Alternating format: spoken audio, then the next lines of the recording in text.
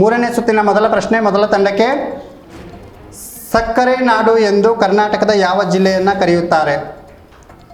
ಸಕ್ಕರೆ ನಾಡು ಎಂದು ಕರ್ನಾಟಕದ ಯಾವ ಜಿಲ್ಲೆಯನ್ನು ಕರೆಯುತ್ತಾರೆ? ನಿಮ್ಮ ಆಯ್ಕೆಗಳು: ಆಯ್ಕೆ 1 ಮೈಸೂರು, ಆಯ್ಕೆ 2 ಬೆಳಗಾವಿ, ಆಯ್ಕೆ 3 ಮಂಡ್ಯ, ಆಯ್ಕೆ 4 ಧಾರವಾಡ. Option C Mandya. ಸಕ್ಕರೆ ನಾಡು ಎಂದು ಮಂಡ್ಯ ಜಿಲ್ಲೆಯನ್ನು ಕರೆಯುತ್ತಾರೆ. ಸರಿಯಾದ ಉತ್ತರ. 2 ಅಂಕಗಳನ್ನು ಪಡೆದುಕೊಂಡಿದ್ದೀರಿ. ಪ್ರಶ್ನೆ 2ನೇ ತಂಡಕ್ಕೆ, ಕೇಂದ್ರ ಸರ್ಕಾರದ ಪಹಲ್ ಯೋಜನೆಯು ಯಾವುದಕ್ಕೆ ಸಂಬಂಧಿಸಿದೆ? ಕೇಂದ್ರ ಸರ್ಕಾರದ ಪಹಲ್ ಯೋಜನೆಯು ಯಾವುದಕ್ಕೆ ಸಂಬಂಧಿಸಿದೆ? ನಿಮ್ಮ ಆಯ್ಕೆಗಳು: ಆಯ್ಕೆ 1 ಶಾಲೆಗಳಲ್ಲಿ ಶೌಚಾಲಯ ನಿರ್ವಹಣೆಗೆ, ಆಯ್ಕೆ 2 ಮಹಿಳೆಯರ ಶಿಕ್ಷಣಕ್ಕೆ, ಆಯ್ಕೆ 3 ಗ್ರಾಹಕರಿಗೆ LPG ಸಬ್ಸಿಡಿಯ ವರ್ಗಾವಣೆಗೆ, ಆಯ್ಕೆ 4 ಹಿರಿಯ ನಾಗರಿಕರ ಆರೋಗ್ಯ ಸೌಲಭ್ಯಕ್ಕೆ. ಕೇಂದ್ರ ಸರ್ಕಾರದ ಪಹಲ್ ಯೋಜನೆಯು ಯಾವುದಕ್ಕೆ ಸಂಬಂಧಿಸಿದೆ? ನಿಮ್ಮ ಆಯ್ಕೆಗಳು: ಆಯ್ಕೆ 1 ಶಾಲೆಗಳಲ್ಲಿನ ಶೌಚಾಲಯ ನಿರ್ವಹಣೆಗೆ, ಆಯ್ಕೆ 2 ಮಹಿಳೆಯರ ಶಿಕ್ಷಣಕ್ಕೆ, ಆಯ್ಕೆ 3 ಗ್ರಾಹಕರಿಗೆ LPG ಸಬ್ಸಿಡಿಯ ವರ್ಗಾವಣೆಗೆ, ಆಯ್ಕೆ 4 ಹಿರಿಯ ನಾಗರಿಕರ ಆರೋಗ್ಯ ಸೌಲಭ್ಯಕ್ಕೆ.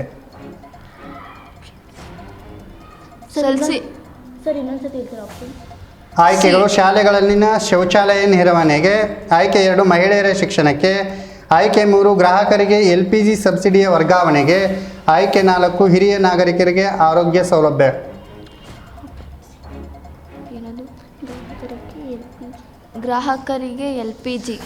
ಗ್ರಾಹಕರಿಗೆ LPG ಸಬ್ಸಿಡಿಯ ವರ್ಗಾವಣೆ ಕೇಂದ್ರ ಸರ್ಕಾರದ ಪಹಲ್ ಯೋಜನೆ. ಸರಿಯಾದ ಉತ್ತರ. 2 ಅಂಕಗಳನ್ನು ಪಡೆದುಕೊಂಡಿದ್ದೀರಿ. ಶುಭಾಶಯಗಳು ತಮಗೆ. ಮೂರನೇ ತಂಡಕ್ಕೆ ಪ್ರಶ್ನೆ. ನನಗೆ ರಕ್ತ ಕೊಡಿ, ನಾನು ನಿಮಗೆ ಸ್ವತಂತ್ರ ಕೊಡಿಸುತ್ತೇನೆ ಎಂದವರು ಯಾರು? ನನಗೆ ರಕ್ತ ಕೊಡಿ, ನಾನು ನಿಮಗೆ ಸ್ವತಂತ್ರ ಕೊಡಿಸುತ್ತೇನೆ ಎಂದವರು ಯಾರು? ನಿಮ್ಮ ಆಯ್ಕೆಗಳು: ಆಯ್ಕೆ 1 ನೇತಾಜಿ ಸುಭಾಷ್ ಚಂದ್ರ ಬೋಸ್, ಆಯ್ಕೆ 2 ನೆಹರು, ಆಯ್ಕೆ 3 ಗಾಂಧೀಜಿ, ಆಯ್ಕೆ 4 ವಿವೇಕಾನಂದರು.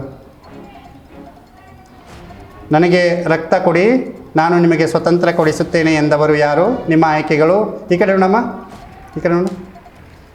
ನಿಮ್ಮ ಆಯ್ಕೆ: 1 ನೇತಾಜಿ ಸುಭಾಷ್ ಚಂದ್ರ ಬೋಸ್, ಆಯ್ಕೆ 2 ನೆಹರು, ಆಯ್ಕೆ 3 ಗಾಂಧೀಜಿ, ಆಯ್ಕೆ 4 ವಿವೇಕಾನಂದರು.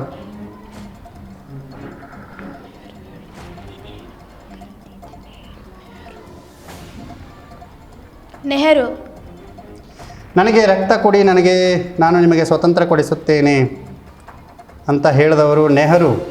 ತಪ್ಪಾದ ಉತ್ತರ. ನಿಮ್ಮ ಪ್ರಶ್ನೆಯನ್ನು ಪಾಸ್ ಮಾಡ್ತೀವಿ. ನನಗೆ ರಕ್ತ ಕೊಡಿ, ನಾನು ನಿಮಗೆ ಸ್ವತಂತ್ರ ಕೊಡಿಸುತ್ತೇನೆ ಎಂದವರು ಯಾರು? ನಿಮ್ಮ ಆಯ್ಕೆಗಳು: ಆಯ್ಕೆ 1 ನೇತಾಜಿ ಸುಭಾಷ್ ಚಂದ್ರ ಬೋಸ್, ಆಯ್ಕೆ 2 ನೆಹರು, ಆಯ್ಕೆ 3 ಗಾಂಧೀಜಿ, ಆಯ್ಕೆ 4 ವಿವೇಕಾನಂದರು.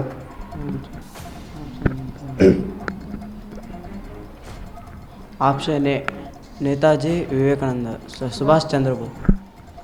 ನನಗೆ ರಕ್ತ ಕೊಡಿ, ನಾನು ನಿಮಗೆ ಸ್ವಾತಂತ್ರ್ಯ ಕೊಡಿಸುತ್ತೇನೆ ಎಂದವರು ನೇತಾಜಿ ಸುಭಾಷ್ ಚಂದ್ರ ಬೋಸ್. ಸರಿ ಇದೆ ಉತ್ತರ. ಸರಿಯಾಗಿದೆ ಉತ್ತರ. 1 ಅಂಕವನ್ನು ಪಡೆದುಕೊಂಡಿದ್ದೀರಿ. ಶುಭಾಶಯಗಳು ತಮಗೆ ಪ್ರಶ್ನೆ. ಜೈ ಜವಾನ್ ಜೈ ಕಿಸಾನ್ ಎಂಬ ಘೋಷವಾಕ್ಯ ಕೂಗಿದವರು ಯಾರು? ಜೈ ಜವಾನ್ ಜೈ ಕಿಸಾನ್ ಎಂದು ಘೋಷವಾಕ್ಯ ಕೂಗಿದವರು ಯಾರು? ನಿಮ್ಮ ಆಯ್ಕೆಗಳು: ಆಯ್ಕೆ 1 ಲಾಲ ಬಹದ್ದೂರ್ ಶಾಸ್ತ್ರಿ, ಆಯ್ಕೆ 2 ರಾಧಾಕೃಷ್ಣ, ಆಯ್ಕೆ 3 ಮಹಾತ್ಮ ಗಾಂಧೀಜಿ, ಆಯ್ಕೆ 4 ವಿಶ್ವೇಶ್ವರಯ್ಯ. ಜೈ ಜವಾನ್ ಜೈ ಕಿಸಾನ್ ಎಂಬ ಘೋಷವಾಕ್ಯ ಕೂಗಿದವರು ಯಾರು? ನಿಮ್ಮ ಆಯ್ಕೆಗಳು: ಆಯ್ಕೆ 1 ಲಾಲ ಬಹದ್ದೂರ್ ಶಾಸ್ತ್ರಿ, ಆಯ್ಕೆ 2 ರಾಧಾಕೃಷ್ಣ, ಆಯ್ಕೆ 3 ಮಹಾತ್ಮ ಗಾಂಧೀಜಿ, ಆಯ್ಕೆ 4 ವಿಶ್ವೇಶ್ವರಯ್ಯ.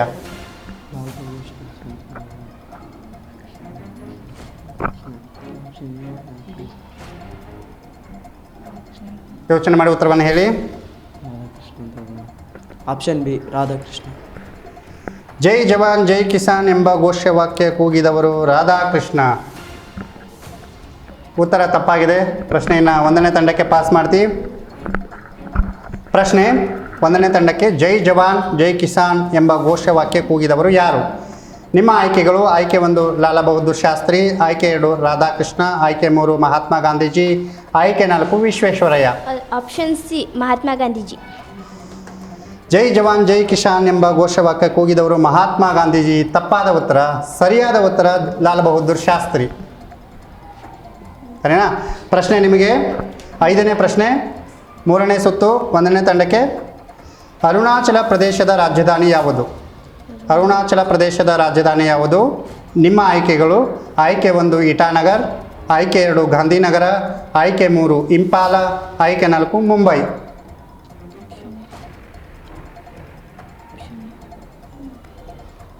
ಆಪ್ಷನ್ಸ್ ಹೇಳಬೇಕು ಸರ್. ಅರುಣಾಚಲ ಪ್ರದೇಶದ ರಾಜಧಾನಿ ಯಾವುದು? ನಿಮ್ಮ ಆಯ್ಕೆಗಳು: ಆಯ್ಕೆ 1 ಇಟಾನಗರ್, ಆಯ್ಕೆ 2 ಗಾಂಧಿನಗರ್, ಆಯ್ಕೆ 3 ಇಂಪಾಲ್, ಆಯ್ಕೆ 4 ಮುಂಬೈ. ಅರುಣಾಚಲ ಪ್ರದೇಶದ ರಾಜ್ಯದ ರಾಜಧಾನಿ. Option A ಇಟಾನಗರ್. ಅರುಣಾಚಲ ಪ್ರದೇಶದ ರಾಜಧಾನಿ ಇಟಾನಗರ್. ಸರಿಯಾದ ಉತ್ತರ 2 ಅಂಕವನ್ನು ಪಡೆದುಕೊಂಡಿದ್ದೀರಿ. ಎರಡನೇ ತಂಡಕ್ಕೆ ಪ್ರಶ್ನೆ: ಮಾನವನ ನಿರುಪಯುಕ್ತ ಅಂಗ ಯಾವುದು? ಮಾನವನ ನಿರುಪಯುಕ್ತ ಅಂಗ ಯಾವುದು? ನಿಮ್ಮ ಆಯ್ಕೆಗಳು: ಆಯ್ಕೆ 1 ಕೂದಲು, ಆಯ್ಕೆ 2 ಉಗುರು, ಆಯ್ಕೆ 3 ಕಿರುಬೆರಳು, ಆಯ್ಕೆ 4 ಅಪೆಂಡಿಕ್ಸ್.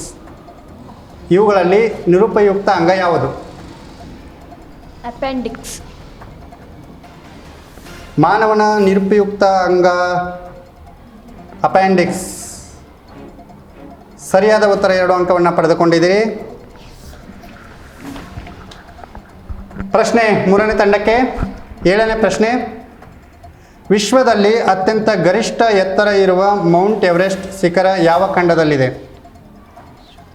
ವಿಶ್ವದಲ್ಲಿ ಅತ್ಯಂತ ಗರಿಷ್ಠ ಎತ್ತರ ಇರುವ ಮೌಂಟ್ ಎವರೆಸ್ಟ್ ಶಿಖರ ಯಾವ ಖಂಡದಲ್ಲಿದೆ? ನಿಮ್ಮ ಆಯ್ಕೆಗಳು: ಆಯ್ಕೆ 1 ಯುರೋಪ್, ಆಯ್ಕೆ 2 ಏಷ್ಯಾ, ಆಯ್ಕೆ 3 ಆಸ್ಟ್ರೇಲಿಯಾ, ಆಯ್ಕೆ 4 ಆಫ್ರಿಕಾ. ವಿಶ್ವದಲ್ಲಿನ ಅತ್ಯಂತ ಗರಿಷ್ಠ ಎತ್ತರ ಇರುವ ಮೌಂಟ್ ಎವರೆಸ್ಟ್ ಶಿಖರ ಯಾವ ಖಂಡದಲ್ಲಿದೆ? ನಿಮ್ಮ ಆಯ್ಕೆಗಳು: ಆಯ್ಕೆ 1 ಯುರೋಪ್, ಆಯ್ಕೆ 2 ಏಷ್ಯಾ, ಆಯ್ಕೆ 3 ಆಸ್ಟ್ರೇಲಿಯಾ, ಆಯ್ಕೆ 4 ದಕ್ಷಿಣ ಆಫ್ರಿಕಾ. ಏಷ್ಯಾ. ವಿಶ್ವದಲ್ಲಿ ಅತ್ಯಂತ ಗರಿಷ್ಠ ಎತ್ತರ ಇರುವ ಮೌಂಟ್ ಎವರೆಸ್ಟ್ ಏಷ್ಯಾ ಖಂಡದಲ್ಲಿದೆ. ಸರಿಯಾದ ಉತ್ತರ 2 ಅಂಕಗಳನ್ನು ಪಡೆದುಕೊಂಡಿದ್ದೀರಿ. ಪ್ರಶ್ನೆ 4ನೇ ತಂಡಕ್ಕೆ.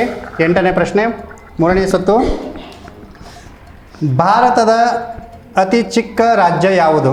ಭಾರತದ ಅತಿ ಚಿಕ್ಕ ರಾಜ್ಯ ಯಾವುದು? ನಿಮ್ಮ ಆಯ್ಕೆಗಳು: ಆಯ್ಕೆ 1 ಗೋವಾ, ಆಯ್ಕೆ 2 ಕರ್ನಾಟಕ, ಆಯ್ಕೆ 3 ಕೇರಳ, ಆಯ್ಕೆ 4 ರಾಜಸ್ಥಾನ. Option A Goa. ಭಾರತದ ಅತಿ ಚಿಕ್ಕ ರಾಜ್ಯ ಗೋವಾ. ಸರಿಯಾದ ಉತ್ತರ 2 ಅಂಕಗಳನ್ನ ಪಡೆದುಕೊಂಡಿದ್ದೀರಿ. ಶುಭಾಶಯಗಳು ತಮಗೆ. 1ನೇ ತಂಡಕ್ಕೆ ಪ್ರಶ್ನೆ. 9ನೇ ಪ್ರಶ್ನೆ: ಭಾರತದಲ್ಲಿ ಅತಿ ದೊಡ್ಡ ಕೇಂದ್ರಾಡಳಿತ ಪ್ರದೇಶ ಯಾವುದು? ಭಾರತದಲ್ಲಿನ ಅತಿ ದೊಡ್ಡ ಕೇಂದ್ರಾಡಳಿತ ಪ್ರದೇಶ ಯಾವುದು? ನಿಮ್ಮ ಆಯ್ಕೆಗಳು: ಆಯ್ಕೆ 1 ಲಕ್ಷದ್ವೀಪ, ಆಯ್ಕೆ 2 ಅಂಡಮಾನ್, ಆಯ್ಕೆ 3 ಲಡಾಖ್, ಆಯ್ಕೆ 4 ಪುದುಚೇರಿ. ಭಾರತದಲ್ಲಿ ಅತಿ ದೊಡ್ಡ ಕೇಂದ್ರಾಡಳಿತ ಪ್ರದೇಶ ಇದು ಯಾವುದು? ಆಯ್ಕೆ 1 ಲಕ್ಷದ್ವೀಪ, ಆಯ್ಕೆ 2 ಅಂಡಮಾನ್, ಆಯ್ಕೆ 3 ಲಡಾಖ್, ಆಯ್ಕೆ 4 ಪುದುಚೇರಿ.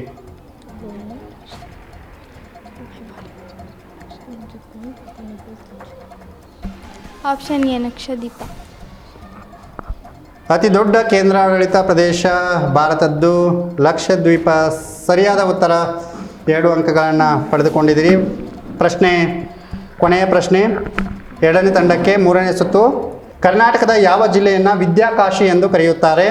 ನಿಮ್ಮ ಆಯ್ಕೆಗಳು: ಆಯ್ಕೆ 1 ಧಾರವಾಡ, ಆಯ್ಕೆ 2 ಚಾಮರಾಜನಗರ, ಆಯ್ಕೆ 3 ಬೆಂಗಳೂರು, ಆಯ್ಕೆ 4 ಕೊಡಗು. ಕರ್ನಾಟಕದ ಯಾವ ಜಿಲ್ಲೆಯನ್ನು ವಿದ್ಯಾಕಾಶಿ ಎಂದು ಕರೆಯುತ್ತಾರೆ? ಆಯ್ಕೆ 1 ಧಾರವಾಡ, ಆಯ್ಕೆ 2 ಚಾಮರಾಜನಗರ, ಆಯ್ಕೆ 3 ಬೆಂಗಳೂರು, ಆಯ್ಕೆ 4 ಕೊಡಗು. ಕರ್ನಾಟಕದ ವಿದ್ಯಾಕಾಶಿ ಎಂದು ಯಾವ ಜಿಲ್ಲೆಯನ್ನು ಕರೆಯುತ್ತಾರೆ? ಬೆಂಗಳೂರು. ಕರ್ನಾಟಕದ ವಿದ್ಯಾಕಾಶಿ ಎಂದು ಬೆಂಗಳೂರನ್ನು ಕರಿತೀವಿ. ಉತ್ತರ ತಪ್ಪಾಗಿದೆ. ಪ್ರಶ್ನೆಯನ್ನು ಪಾಸ್ ಮಾಡ್ತೀವಿ. ಕರ್ನಾಟಕದ ಯಾವ ಜಿಲ್ಲೆಯನ್ನು ವಿದ್ಯಾಕಾಶಿ ಎಂದು ಕರೆಯುತ್ತಾರೆ? ನಿಮ್ಮ ಆಯ್ಕೆಗಳು: ಆಯ್ಕೆ 1 ಧಾರವಾಡ, ಆಯ್ಕೆ 2 ಚಾಮರಾಜನಗರ, ಆಯ್ಕೆ 3 ಬೆಂಗಳೂರು, ಆಯ್ಕೆ 4 ಕೊಡಗು. ಚಾಮರಾಜನಗರ. ಕರ್ನಾಟಕದ ಚಾಮರಾಜನಗರವನ್ನು ವಿದ್ಯಾಕಾಶಿ ಅಂತ ಕರಿತೀವಿ. ಉತ್ತರ ತಪ್ಪಾಗಿದೆ. ಸರಿಯಾದ ಉತ್ತರ ಧಾರವಾಡ. ಧಾರವಾಡ ಜಿಲ್ಲೆಯನ್ನು ಕರ್ನಾಟಕದ ವಿದ್ಯಾಕಾಶಿ ಅಂತ ಕರಿತೀವಿ. ಮೂರನೇ ಸುತ್ತಿನಲ್ಲಿ ಎ ತಂಡ 6 ಅಂಕಗಳನ್ನು ಪಡೆದುಕೊಂಡಿದ್ದೀರಿ, ಶುಭಾಶಯಗಳು ತಮಗೆ. ಬಿ ತಂಡ 4 ಅಂಕಗಳನ್ನು ಪಡೆದುಕೊಂಡಿದ್ದೀರಿ, ಶುಭಾಶಯಗಳು. ಹಾಗೆ ಸಿ ತಂಡ 2 ಅಂಕಗಳನ್ನು ಪಡೆದುಕೊಂಡಿದ್ದೀರಿ, ಶುಭಾಶಯಗಳು. ಹಾಗೆ ಡಿ ತಂಡ 3 ಅಂಕಗಳನ್ನು ಪಡೆದುಕೊಂಡಿದ್ದೀರಿ, ಶುಭಾಶಯಗಳು.